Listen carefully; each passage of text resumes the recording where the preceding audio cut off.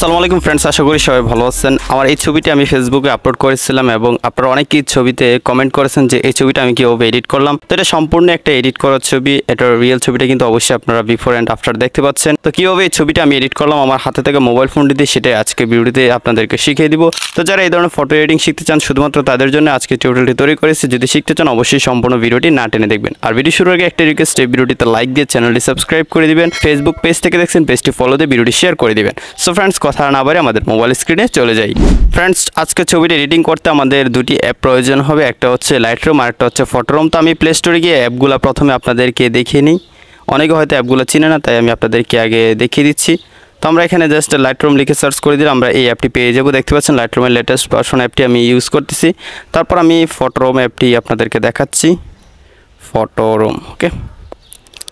তো দেখতে পাচ্ছেন সার্চ করে দেওয়ার একদম প্রথমে কিন্তু অ্যাপটা চলে আসছে। এই অ্যাপটা কিন্তু আপনাদেরকে ইনস্টল করে নিতে হবে। তো দুটি অ্যাপই আমার মোবাইল ফোনে ইনস্টল আছে। আমি প্রথমে আমার মোবাইল ফোন থেকে লাইটরুম অ্যাপটিতে চলে যাব, কারণ আমাদের ফটোটাকে প্রথমে একটু লাইট অ্যান্ড কালারটা অ্যাডজাস্ট করে নিতে হবে। তারপরে কিন্তু আমরা এআই দিয়ে ছবিটা এডিট করলে আমাদের ছবিটা ভালোভাবে এডিট করতে পারবো। তো আমি আমার গ্যালারিতে চলে আসলাম। অ্যাপটা ওপেন করার পর গ্যালারি অটোমেটিকলি চলে আসবে। তারপর আমি যে ছবিটা এডিট করতে চাই সেই ছবিটা সিলেক্ট করে দিব। তো ফ্রেন্ডস, দেখতে পাচ্ছেন এটা আমার ক্যামেরাতে তোলা ছবি। ক্যামেরা হোক বা মোবাইল ফোন হোক, কোনো সমস্যা নেই, যে কোনো একটা ছবি হলেই হবে। তো ছবিতে কিন্তু লাইট এবং কালারটা কিন্তু ঠিক নেই, সেটা আমরা অ্যাডজাস্ট করার জন্য নিচ থেকে এডিটে ক্লিক করবো। এখান থেকে লাইটে ক্লিক করব। প্রথমে এক্সপোজার একটু বাড়িয়ে দিব, তারপর নিচ থেকে শ্যাডোটা একটু প্লাস করে দিব, অ্যান্ড এখান থেকে আমরা হাইলাইটসটা একটু মাইনাস করে দিব।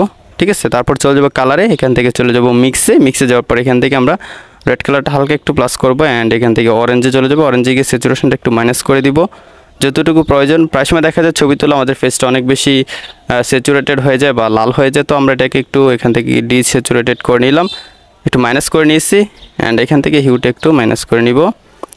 তারপর লুমিনেন্স যদি আমরা এখান থেকে বাড়াই তাহলে আমাদের ফেসটা কিন্তু ব্রাইট হয়ে যাবে। আমি হালকা একটু বাড়িয়ে নিচ্ছি যেহেতু আমাদের ফেসটা একটু লাইট কম আছে। তারপর এখান থেকে আমরা ইউলো থেকে ইউলোটা মাইনাস করে দিব। ঠিক আছে, তো জাস্ট এইটুকু কাজ করে নেব। এখান থেকে ডানে ক্লিক করব।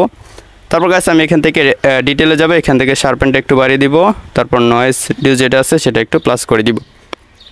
ঠিক আছে, দেখতে পাচ্ছেন আমার ফটোটা কিন্তু এখন মোটামুটি একটা কালার অ্যাডজাস্ট হয়ে গেছে। আমি বিফোর আফটার দেখাই। এটা হচ্ছে বিফোর, এটা হচ্ছে আফটার। জাস্ট এইটুকু কাজ, সিম্পল কাজ করে নিলে কিন্তু হবে। তারপর আমরা লাইটরুম থেকে ফটোটা সেভ করার জন্য উপরে শেয়ার অপশন রয়েছে, এটাতে ক্লিক করব। তারপর এখান থেকে সেভ কপি টু ডিভাইস লেখাটাতে ক্লিক করে দিলে আমাদের এই ফটোটা কিন্তু আমাদের মোবাইল ফোনে সেভ হয়ে যাবে। ছবিটা সেভ হয়ে গেলে এখন আমরা ফটোরুম অ্যাপটিতে বাকি কাজটা করে নিব। চলে যাচ্ছি হোমে। তারপর আমি আমার মোবাইল ফোন থেকে চলে গেলাম ফটোরুম অ্যাপটিতে। ফটোরুম অ্যাপটিতে আসার পর আমরা সবাই সেম ইন্টারফেস পেয়ে যাবো। নিচে যে স্টার্ট ফ্রম ফটো লেখা আছে বড় করে, সিম্পলি এই লেখাটাতে ক্লিক করে দিব। তারপর আমাদের এই ছবিটা সিলেক্ট করে দিব, যে ছবিটা এইমাত্র লাইটরুম থেকে কালার গ্রেডিং করলাম। ঠিক আছে, তো সিলেক্ট করে দেওয়ার সাথে সাথে কিন্তু ব্যাকগ্রাউন্ডটা রিমুভ হয়ে যাবে। এখন আমরা এআই দিয়ে ব্যাকগ্রাউন্ড জেনারেট করব, তাই নিচে এআই ব্যাকগ্রাউন্ড লেখা দেখতে পাচ্ছি। সিম্পলি এই লেখাটাতে ক্লিক করে দিব।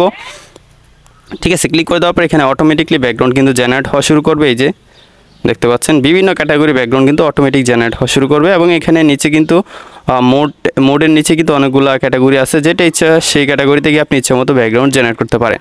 তো আমি আমার মন মতো ব্যাকগ্রাউন্ড জেনারেট করব, তাই উপরে ক্রিয়েট এ ব্যাকগ্রাউন্ড লেখা আছে, সিম্পলি লেখাটাতে ক্লিক করব। তারপর এখান থেকে আমরা দেখতে পাচ্ছি ম্যানুয়াল ইমেজ অ্যান্ড অ্যাসিস্টেড। তো আমরা এখান থেকে ইমেজে যাব। আমার পছন্দের একটা ইমেজের ব্যাকগ্রাউন্ডে আমার ফটোতে অ্যাড করতে চাই। তো ফটোরুমের লেটেস্ট আপডেটে এই অপশনটি দেওয়া হয়েছে, তো আপনারা এটা ইউজ করবেন। আমি কীভাবে ইউজ করতে হয় সেটা দেখাচ্ছি। তো আমরা ইমেজে যাওয়ার পর এখান থেকে সিলেক্ট অ্যান্ড ইমেজ লেখা আছে, সিম্পলি লেখাটাতে ক্লিক করব। তারপর আমি চলে যাব গ্যালারিতে। ঠিক আছে, গ্যালারি অপশনে ক্লিক করে দিলাম। তারপর আবার গ্যালারিতে ক্লিক করব, আমার গ্যালারিতে নিয়ে যাবে। তো যেই ছবিটার ব্যাকগ্রাউন্ড আমার কাছে ভালো লেগেছে সেই ছবিটা আমি এখন সিলেক্ট করে দেবো, এবং যে ছবিটা সিলেক্ট করব সেই ছবিটা কিন্তু আমি আমার টেলিগ্রাম চ্যানেলে আপলোড করে দেবো। আপনারা সেই ছবিটা সিলেক্ট করে দিলেও কিন্তু আপনার ব্যাকগ্রাউন্ডে same to same background add হয়ে যাবে। ঠিক আছে, তো আমি সেই ছবিটা এখন সিলেক্ট করে দিচ্ছি। তো ফ্রেন্ডস, আমি ফটোটা সিলেক্ট করে দেওয়ার সাথে সাথে আমার ফটোতে কিন্তু ব্যাকগ্রাউন্ড জেনারেট হয়ে শুরু হয়ে গেছে। এখানে কিন্তু 4টা ফটো চলে আসছে। আমি এখান থেকে জেনারেট 4 মোড়ে ক্লিক করব। ঠিক আছে, এখানে কিন্তু ব্যাকগ্রাউন্ড জেনারেট হওয়া শুরু হয়েছে। যে ছবিটা সিলেক্ট করলাম সেটার রিলেটেডই কিন্তু এখানে ব্যাকগ্রাউন্ড জেনারেট করে দিবে, এবং এতটা রিয়েলিস্টিকভাবে এতটা সুন্দর ব্যাকগ্রাউন্ড জেনারেট করবে আসলে আপনারা নিজে না করলে বুঝতে পারবেন না। তো এখান থেকে যেটা পছন্দ সেটা আপনারা জাস্ট সিলেক্ট করে সেভ করতে পারেন। আমি এখান থেকে যতক্ষণ না পছন্দ হচ্ছে ততক্ষণ এখান থেকে জেনারেট করে যাব। তো আমার কাছে এই ব্যাকগ্রাউন্ডটা ঠিক আছে, এটা বেস্ট মনে হচ্ছে। ওকে, তো দেখতে পাচ্ছেন কতটা সুন্দর ব্যাকগ্রাউন্ড কিন্তু এখানে এসেছে। তো এখান থেকে ব্যাক যাবো, আরেকটা জিনিস আপনাদেরকে দেখাই একদম নিচে দেখুন এখানে রিসাইজ অপশন রয়েছে, এখান থেকে রিসাইজে ক্লিক করবেন। অবশ্যই এখান থেকে স্কোয়ার সিলেক্ট করে দিবেন, তাহলে ফটোটা দেখতে সুন্দর হবে। ঠিক আছে, এখান থেকে ডানে ক্লিক করব। তো আমি যেটা সিলেক্ট করেছিলাম শেষেরটা এটা আছে, তারপরে এদিকে আছে ব্যাকগ্রাউন্ড। ঠিক আছে, এদিকেও সুন্দর সুন্দর ব্যাকগ্রাউন্ড আছে, তো এগুলা চাইলে আমরা সিলেক্ট করতে পারি। শেষেরটা আমি সিলেক্ট করব, তারপর নিচ থেকে এক্সপোর্টে ক্লিক করব, তারপর নিচ থেকে আবার সেভ টু গ্যালারিতে ক্লিক করে দিব। ঠিক আছে, তাহলে আমাদের এই ছবিটি গ্যালারিতে সেভ হয়ে যাবে। তো আমাদের আরও একটি কাজ আছে লাইটরুমে, আমরা আবার লাইটরুম অ্যাপটিতে চলে যাব। তো আবার লাইটরুমে ক্লিক করে দিলাম, এখান থেকে ব্যাক চলে আসবো। এইমাত্র যে ছবিটা ফটোরুম থেকে সেভ করলাম সেই ছবিটা সিলেক্ট করে দিব। এটার কালারটা আমরা একটু এডিট করে নেব। এখান থেকে আমরা প্রথমে এডিটে যাব, কালারে যাব, মিক্সে যাব। এখান থেকে আমি গ্রিনটা একটু মাইনাস করে দিব অ্যান্ড হিউটা একটু প্লাস করে দিব। ঠিক আছে, আর একটু মাইনাস করি।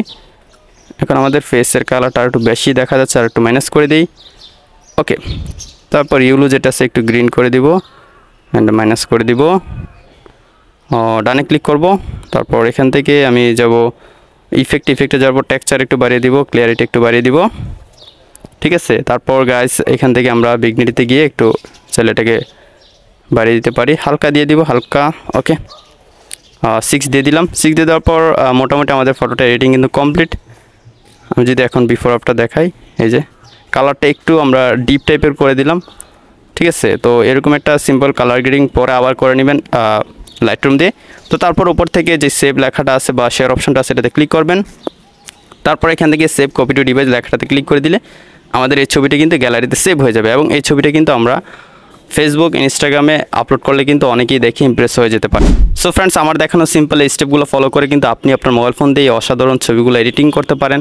তো ভিডিওটি যদি ভালো লাগে অবশ্যই লাইক দিয়ে বেশি বেশি করে আপনার ফ্রেন্ডদের সাথে শেয়ার করবেন। তো দেখা হচ্ছে পরবর্তী ভিডিওতে নতুন কোনো এডিটিং নিয়ে। ততক্ষণ সবাই ভালো থাকুন, সুস্থ থাকুন, আল্লাহ হাফেজ।